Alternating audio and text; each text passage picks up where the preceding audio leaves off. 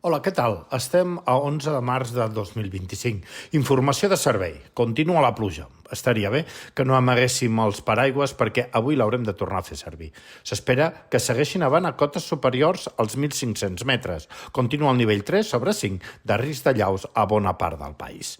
Anem per les notícies. L'Estat assumirà les indemnitzacions a víctimes de violència de gènere quan l'agressor sigui considerat insolvent.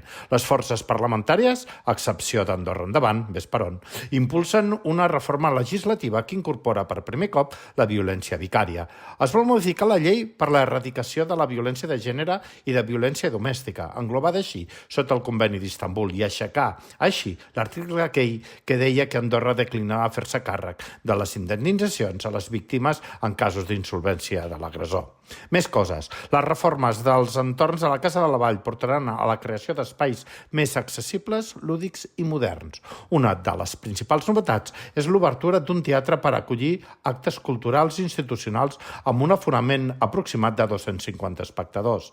Aplegar el gaudi a tots els veïns i ciutadans d'Andorra fent un espai més accessible, lúdic i sobretot modernitzat és el principal objectiu que porten els treballs de remodelació de la Casa de la Vall i dels seus entorns, habilitant i acomodant la zona posterior de l'edifici per a un ús exclusivament públic i institucional.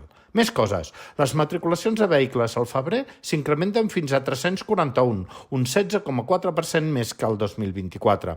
En l'acumulat del 2025 s'han registrat fins a 600 inscripcions, una xifra lleugerament superior a la del mateix període de l'any anterior.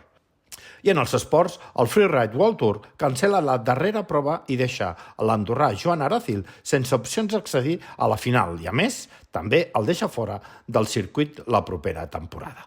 Ho deixem aquí. Demà ens tornem a posar més i millor. Adeu!